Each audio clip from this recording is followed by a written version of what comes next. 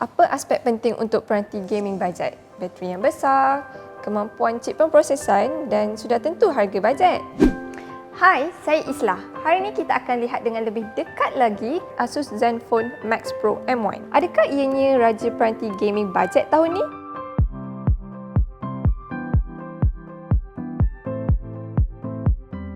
Para serupa Zenfone Max Pro M1 ini, kami boleh katakan bukanlah antara peranti yang cantik di pasaran ketika ini. Kami dapat lihat ianya meninggalkan kesan cap jari yang agak ketara dan warna nampak kusam jika dilihat dari sudut pandangan berbeza. Walau bagaimanapun, binaan aluminium dan bucu bulat di setiap sudut memberikan keselesaan pegangan di tangan. Ianya memiliki paparan LCD berukuran 5.99 inci Full HD Plus dengan nisbah 18:9. Paparannya memberikan kecerahan dan warna gamut yang memuaskan untuk pengalaman terbaik ketika gaming dan menonton video. Di dalamnya, peranti ini dikuasakan dengan chip pemprosesan Snapdragon 636 bersama pilihan RAM bersaiz 3GB dan storan dalaman sebanyak 32GB. Anda juga boleh mendapatkan versi RAM dan ruang storan yang lebih besar iaitu 4GB RAM atau 6GB RAM bersama storan 64GB. Seperti yang anda tahu, ianya dikuasakan dengan chip pemprosesan yang sama digunakan oleh Xiaomi Redmi Note 5 Pro. Pengalaman bermain Asphalt 8 pada tetapan visual tinggi memberikan gameplay yang lancar, manakala dengan tetapan medium untuk PUBG Mobile juga dilihat memberikan gameplay yang memuaskan. Selama sejam bermain game di peranti ini, Islah dapati peranti ini hanya mengalami penurunan bateri sebanyak 17%. Dengan saiz bateri 5000 mAh, anda dapat bermain game selama 12 jam tanpa henti dan ianya mengambil masa sekitar 2.5 jam untuk pengecasan penuh. Selain itu, Asus juga mendakwanya anda boleh menonton video di YouTube selama 20 jam dan juga 2 musim Game of Thrones dengan satu charge penuh. Bagi kami, ia cukup mengagumkan dan sangat berbaloi kepada kaki mobile gaming.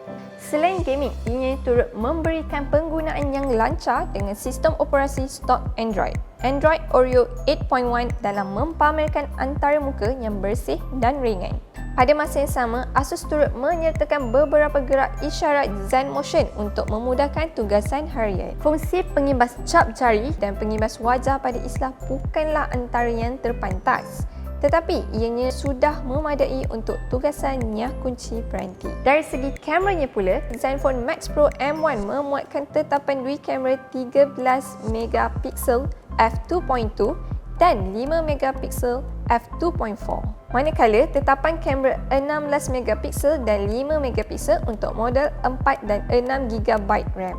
Hasil gambar yang dihasilkan bagi Islah adalah memuaskan jika dibandingkan dengan peranti lain dalam kelas harganya. Ianya mampu mengambil perincian gambar dengan baik sambil mengekalkan warna subjek.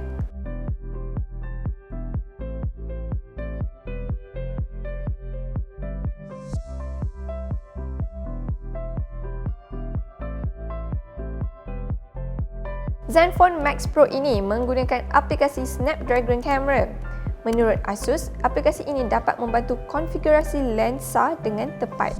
Namun, Islah agak kekok ketika menggunakan aplikasi kamera ini. Ianya dilihat menawarkan kawalan kamera yang lebih menyeluruh untuk anda bereksperimentasi. Ianya juga turut menawarkan rakaman video 4K.